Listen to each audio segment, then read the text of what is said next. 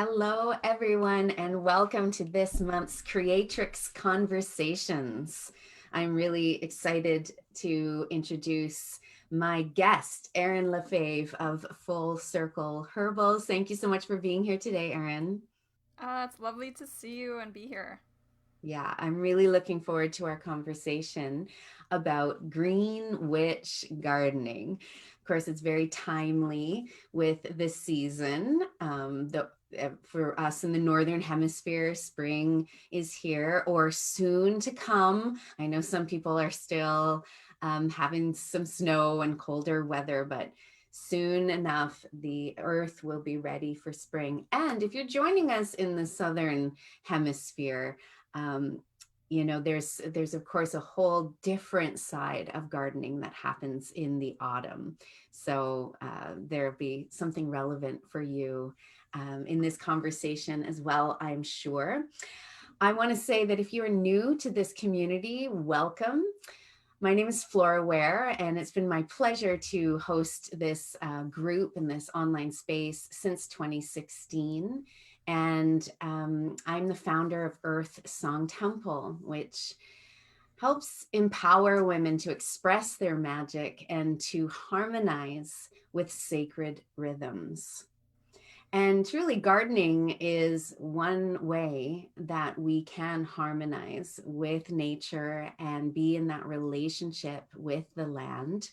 And it's like that old saying, like there's many pathways to the mountain of enlightenment. And so I'm really looking forward to seeing you in this community of who's the gardeners, who are the green witches, or who wants to be more in a relationship with plants.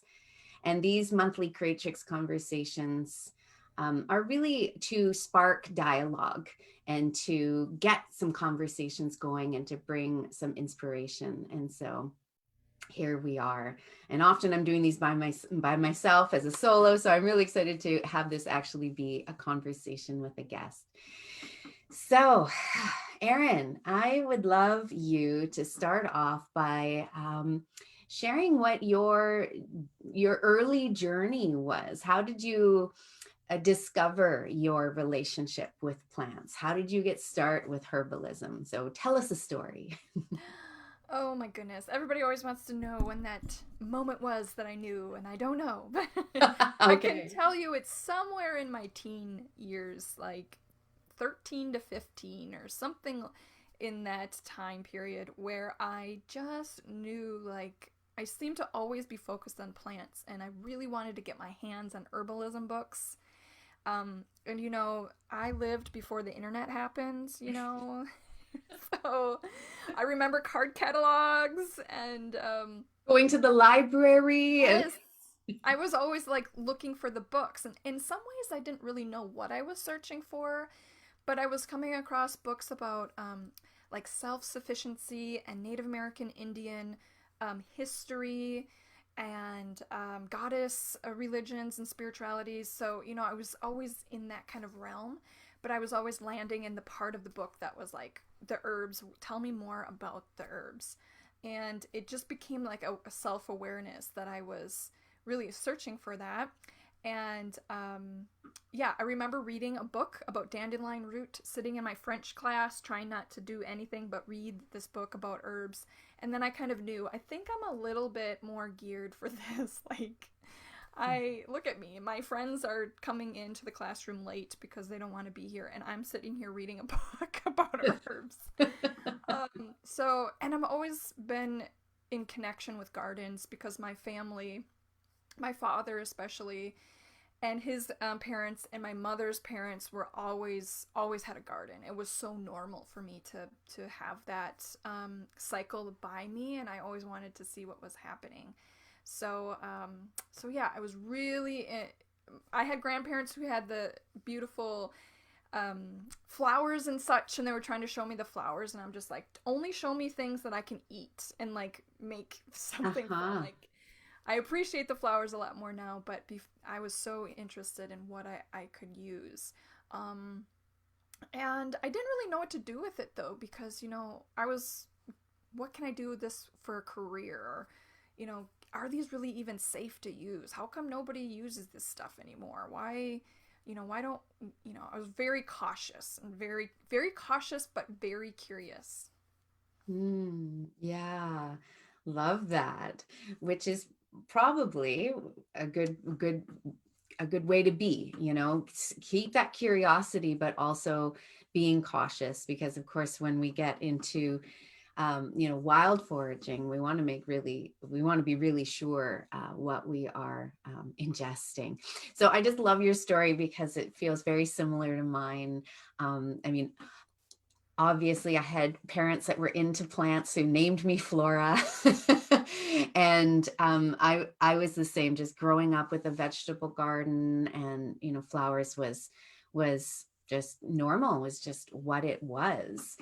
And so did you study traditional herbalism at some point, and it took you there, you followed that curiosity? Yeah, so then what happens is I leave my home, I move out as soon as I possibly can, and I start working at a nursing home like all my other family members seem to do, go into some sort of healthcare.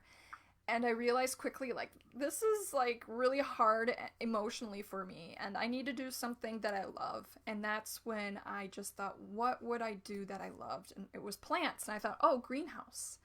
So Mm. then I looked up of course, in the phone book at the time where the greenhouse is, and I called them up.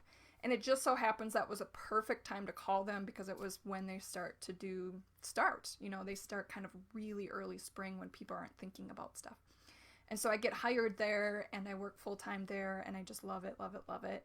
And I do eventually go to the university, and everything I do is science based and focuses on some plant aspect.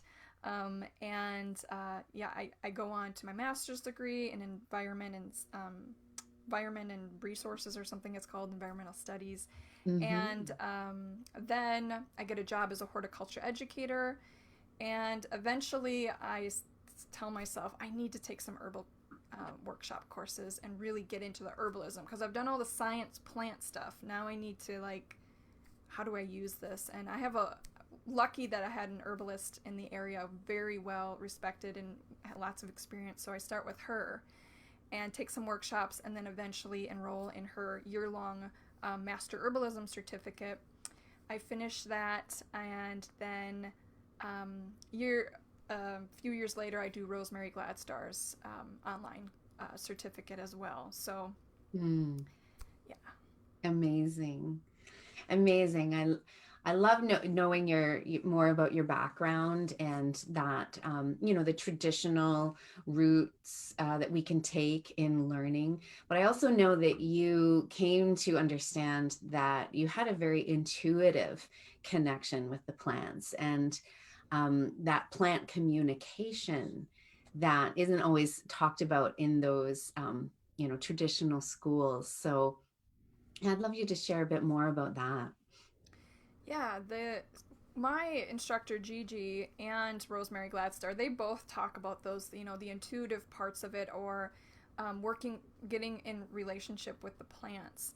And the other thing that happens is I start having dreams and understandings about the herbs that I pay attention to, and it's part of my data process. And then all of a sudden, like, I learn it from another person, or I hear about it at a conference, or I read it in a book, and I'm like, oh my gosh, that's starting to line up. Like, Mm. that's what that's all about. And once those things start to line up, then I trust myself more and more. And I'm realizing that that's the way humans have learned about herbs and plants, is through this other ways of knowing, and gut feelings and dreams, and just communing with them and just listening to them, um, and being curious about that too. And Yeah, I I love remember. all of it. Yeah, I remember reading different accounts of, anthropologists going into indigenous communities and asking, well, like, how did you learn that that plant did that, or that root was good for that? And they would just say, the plant told us. Right? The plant told us, and we listened. And I know for myself, I it's like I can hear the plant screaming for water as I walk by. It's like a scream, but it's a whisper. And then all of a sudden it's like, oh my gosh, you need water. So I have that, yeah, just that intuitive connection with plants as well. We have a comment from one of our live viewers that says, plant dreams. Yes. So I love that. It's probably more common than we think it is. Mm. Absolutely, and it's kind of a lost art in a way, because you know how it is with dreaming things. Sometimes it doesn't really make sense at the time, and then we learn from it as we go. And yeah, I'm deepening into that in my life too, the intuitive part of it, and understanding what that, not even understanding, just experiencing it, just letting myself just experience it, not try to figure it out. Yeah, that's really key in our, like, in developing our intuition is, first clearing our channels so that we can receive, and then trusting it and not always having to analyze and understand it, right? So you call yourself a green witch. I also identify as a green witch. What what does that mean to you? And speaking into the significance of that. Mm-hmm. So, I knew I was a gardener, right? But Uh-huh. I knew that I was responding to the garden in a way that I didn't see other people doing, or I felt something with it. And then I found a book called Green Witchcraft, right? When I Mm, saw that, I was like, that makes sense to me, right? Green witch, like somebody who's just like in their garden or out in nature wildcrafting, and it's not about getting something, plucking things, getting it, chopping it, eating it.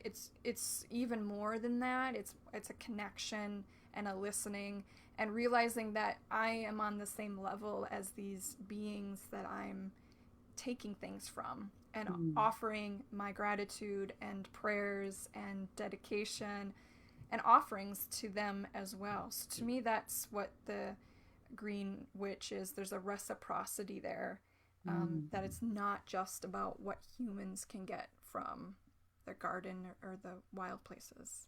mm. I love that, Erin. Thank you for speaking into that reciprocity and the relationship with the plants. And a few other sisters here are saying that they too had an intuitive sense of plants being sacred since childhood. And one woman says it's about being with the plants. Yeah, Yeah, exactly. Being with them. Yeah. yeah.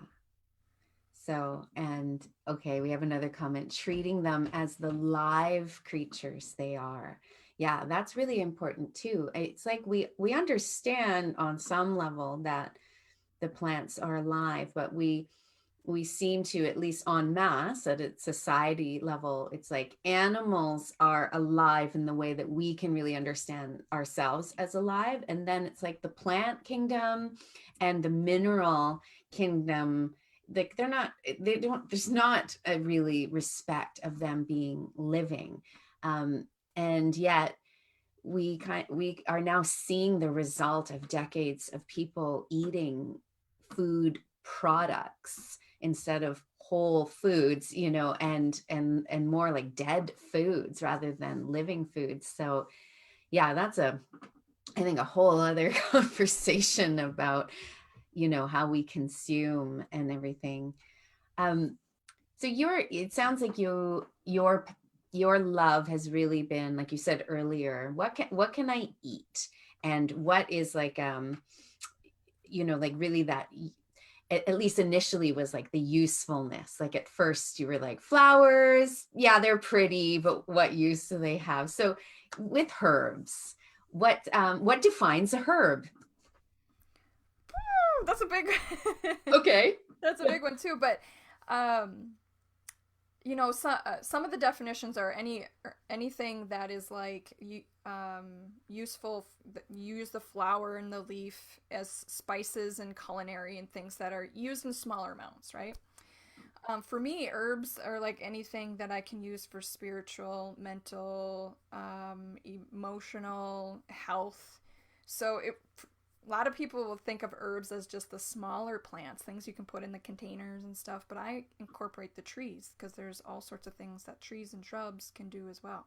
Mm. So, yeah, herbs and plants, I use those terms interchangeably, but the herbs are, I don't, herbs is gives me a kind of another a frequency to think of.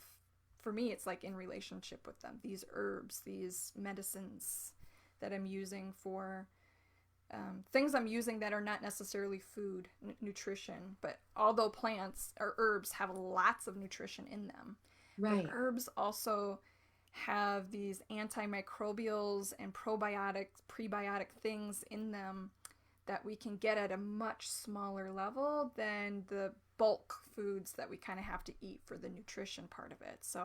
Right. So yeah, herbs are seem to be in a smaller amount, and they have wider effects than what we typically just eat for sustenance.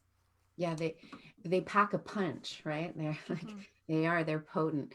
So what would be your top tips in starting a herb garden, or like what would be your must-haves in if someone was like, yes, this is the year I'm going to start a herb garden. Yeah, and my mind is here in this temperate zone, right? I'm in Wisconsin and we get quite a snowy season. And I realize that people are in like they might be in tropical areas and hotter zones. But I think these herbs could be grown anywhere or have a similar counterpart for that particular area. But chamomile is like a must for me, chamomile Mm, flowers, because they're very easy to grow and they'll grow, and if they grow here they'll grow anywhere. It's really cold, and they're kind of my one of my the first things that I ever grew. They're easy to grow, they're easy to harvest, they're easy to dry, and they're so gentle and soothing in so many ways, and even kids can have them. So if there's something that you feel like, if you feel very cautious with herbs, chamomile is so soothing and helpful and um safe yeah. in terms of I don't hear any issues with them. People say, well, I'm allergic to ragweed. I must be allergic to chamomile because they're in the same plant family. And that's not always the case either. So, because chamomile is in the aster family, and the aster family is huge. Mm, We eat all sorts of things in the aster family. mm. But you'll read that a lot in the herbal books. Be careful with chamomile if you're allergic to ragweed, and there's a lot of precautions in the books and out there because of this kind of downtrodden of herbs. They're dangerous. You're not a physician. You don't know anything. Mhm. But chamomile is one of those ones where I was just like that one is just so soothing for all sorts of things. Nice. Um, I love this tip. I want to hear more, but I love this tip because I don't have chamomile in my herb garden. So now that you've just given me, okay, this year I'm going to grow some chamomile. Would you recommend it in a container? Does it really spread or the way that it will spread is if you let the flowers go to seed. ah, So they dry up. They have lots of little ones that will fall all over, and they may come up in different spots, but they don't come up in profusion in my yard. I'll see like one pop up over here and one pop up over there, and I let them grow. And they come up really early when they seed themselves. So it can be grown both in a container or in the garden. That's the beauty of that one.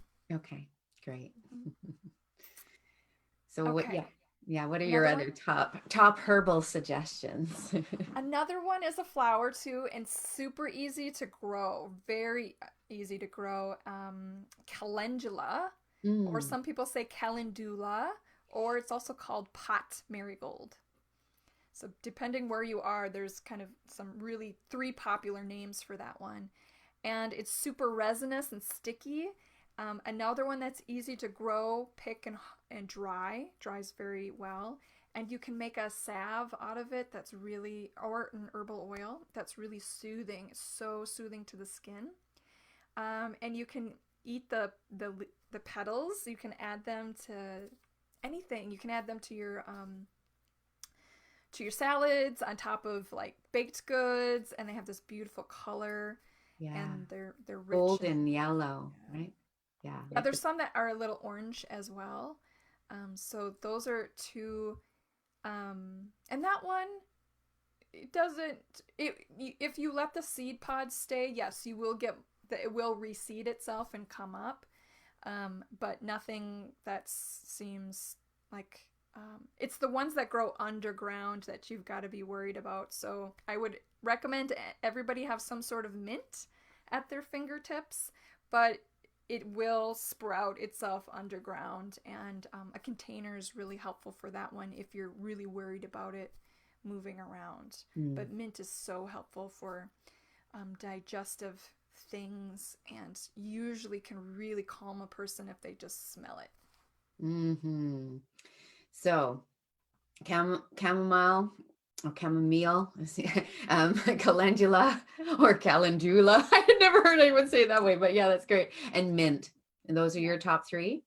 Yeah, those would be the top three if you want to get something in your, make sure you have something in your garden. Of course, there's so many other ones, but I think those are great for beginners and for Yeah. people who, like yourself, you've grown things, but you want to incorporate a few more things for your herbal apothecary. Yes, fabulous. And Michelle adds that calendula doesn't mind being mowed, which makes it good for pathways or close to pathways. Right. And the cool thing about calendula is I kind of see it as a really warm um, plant. Like it loves to be in the sun, it likes to start out in really warm ground. But that thing will bloom until a frost or a freeze comes. Like it'll be really cold, everything will be dying, but nope, there's a couple calendula blooms just up and still going, and I just love that. Yeah, nice. So you mentioned apothecary, and even that word carries some kind of mystical energy to it.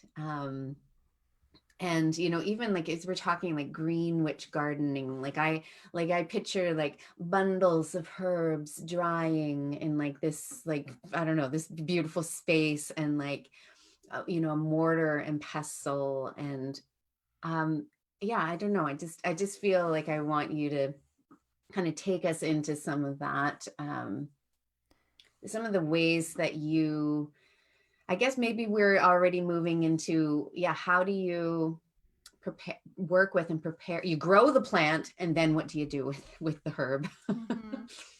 Yeah, I'll just go back to this image you were painting, and I think what it's like is like this really connected to the earth kind of feeling, like wow, I have things at my fingertips that I can use Hmm. to help my own life, and feels really good to the spirit. It's not pushing away medical advice or medical assistance, but it's like that first thing that we can do for ourselves when we're feeling that lack or scarcity or emotional problem or upset stomach, right? We feel so sustained and abundant with those things. And I think that's what the apothecary feels like. It's the abundance that right at our fingertips. So, some people will find that they're not like a grower, like they're not feeling it, or their garden isn't doing so good. So I want people to know that it is okay to purchase things or trade for them or find other people growing them. And I'm looking at my apothecary in front of me, and I have all of the above in there because I cannot grow everything. Some Right. things just won't grow here. So yeah. So that's why I wanted to give you some herbs that are easy to dry, because once you dry those herbs, and then store them in a container that's not going to get moisture or a lot of sunlight on them, then they'll last for quite a long time.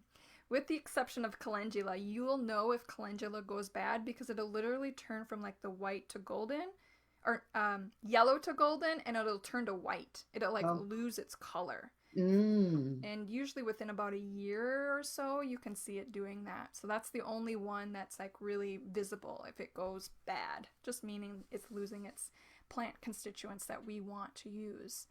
And so those herbs can be, yeah, made into herbal tea, which I think is the most simplest and way for people to get the herbs inside their system. Mm. Thank you for that, Erin. That's really empowering that we don't have to grow everything ourselves. In fact, we can support other gardeners and herbalists and green witches with, their specialty, or, again, with these different zones. In case anyone's not familiar with that, the zones of hardiness is what they call it. And it's good to know your zone for gardening, because it has to do with like what's going to grow easily and when frosts happen, and that's what the zones are about. And I also, I, as a singer and in my musical work, I hear a lot like, oh, I'm not a good singer, I can't sing. And it's the same thing with gardening, that a lot of people carry this story like, I can't grow anything, my house plants die, or and whether there's, there's not really truth to that, because it's just like with the singing, like if you really want to do something, then you're going to practice at it and you're going to get better at it. Or like you said, start with something easier to grow. Yeah. Yeah, and like there's container gardening, there's in-ground gardening, there's wild crafting where you find the things that are growing by themselves and you keep track of it. That's kind of like your wild garden. So it's like singing to me. I don't know if I could sing very high or sing very low or sing very long.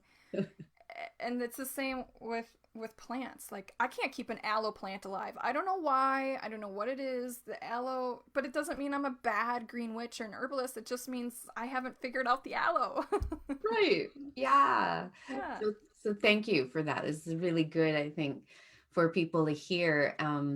Yeah, and just the stories that we tell ourselves about what we are good at or not good at, what we can or cannot do.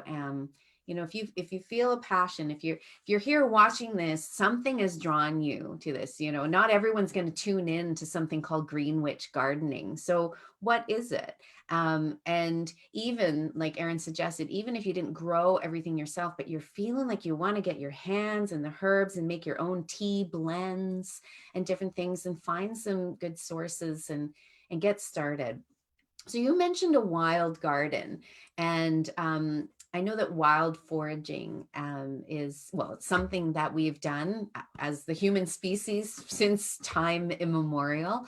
And nowadays, I know a lot of people talk about wild foraging, especially around mushrooms, but there's so many other things that you can forage in the wild. Again, what would be some of your tips around that if someone wanted to start? Yeah, my tip is to start with things that um, you know really well. For example, for here, I always teach people about nettles, right? Because nettles are here, they're growing, and everybody here has some experience with nettles because they sting, right? Yeah. So it's easy to find nettles growing in multiple different environments because plants will look different. Like nettles that are growing in a little shady spot versus a really sunny spot, or wet versus sandy.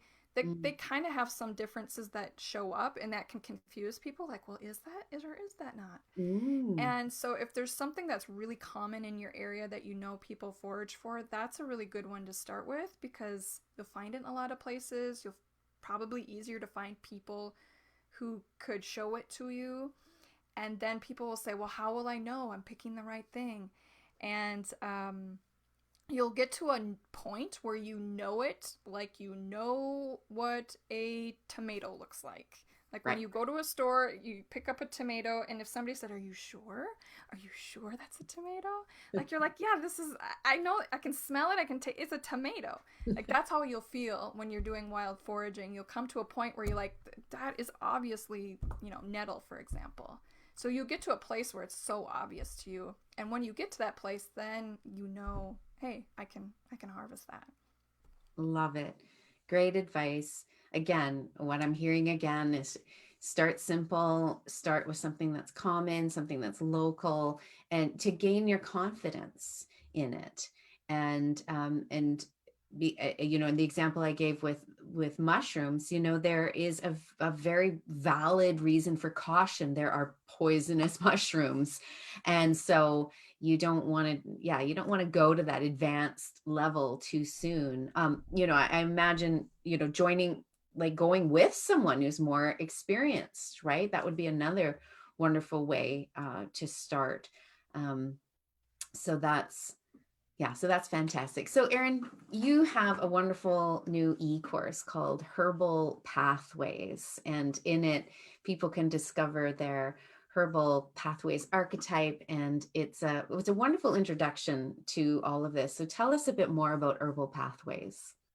Yeah, so Herbal Pathways is a way for people to almost like have a conversation with me without doing that. Because when people will say like, "I like herbs, I want to be an herbalist. What should I do next?" And that means so many different things to so many people that I have like 5 archetypes in mind of people, like when I'm talking to them, and I finally put it in words, for people to explore themselves. So through this e-course, which is supposed to be done within like 90 minutes. It's not a big one, right? It's just like a mini thing.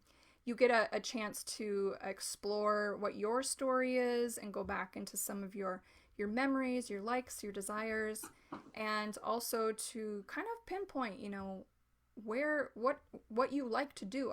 Do you like to make things? Do you like to do the oracling with plants? What is it that you like to do? So it's really an exploration of the pathway, and in the end, an archetype will. I'm gonna sneeze. Hold on. Okay, it passed. It was painful. Um, so yeah, in the end, you can check out an herbal archetype, which, like you said, just like saying the word green witch for some people is like that is what I am. Mm. Also, like plant priestess is one other archetype, and they're not one is better than the other. It's just that there's different pathways people are currently on. Absolutely. Yes, and it's very affordable. How much is it? Like 20 $22. $22. So anyone who's listening and thinks, yeah, I'd like a little bit more time with Erin LaFaive, Green Witch Plant Priestess, and I've really been enjoying it and myself. And I will make sure that the link is in the comments here, and you can go check out that wonderful Herbal Pathways e-course. Well, Erin, it's just been so fabulous to have you here and to have this conversation. And before we wrap up, if there's any live viewers that have any questions, please put them in the comments before we close for today. But Erin, is there any final thoughts that you want to share for someone that's got that inkling and wanting to get started? I would don't deny it. Just Don't deny it. don't I love deny it. it. Just feel into it, and please don't get overwhelmed with all the shiny things that you can do with herbalism. There's a lot of different pathways that you could go down, and just enjoy it and explore it and have fun and keep the herbs around you in some way so you can remember your essence. Mm, yes. Yeah. Well, I'm just feeling that I'm feeling the beautiful sense of reciprocity that you were speaking into, even in this conversation. And I'm very thankful that after after winter, spring always comes. And I'm going to get myself outside after this to enjoy a little walk around and to connect with some of the plants that are coming up in my garden and the trees. And I hope everyone else is feeling inspired to do the same at some point soon. And, you know, I guess for me, one last thing I want to say is that I've enjoyed learning to identify plants, right? And just like you said about like, I know my tomato, this is a tomato, and trees and like knowing their names. But that's not the only way that we can have a relationship with the natural world. You know, we can love a tree and or a bush or a plant or a flower, and we don't need to know the name. We don't need to get into that analytical. I really, what I'm hearing a lot from you is really about that intuitive connection and just being with the plants and listening and just feeling what they have for you, right? Mm-hmm. Exactly. You don't have to know all the things in order to feel like you're connecting to the plant. Hands on a tree, or smelling the flower. You know, you're really bringing it into your space and your being, actually. Yeah, wonderful, wonderful. Okay, well, I don't see any questions. I just see a whole lot of thank yous in the comments. So yes, thank you, everyone who's been watching live. Thank you if you're watching the replay. Erin, I love you, Green Witch sister. I love you as well. Thank So you. great to have you here. And like I said, we'll make sure we put the link for Herbal Pathways. And blessed be everyone. Bye Blessed for be. now. Bye.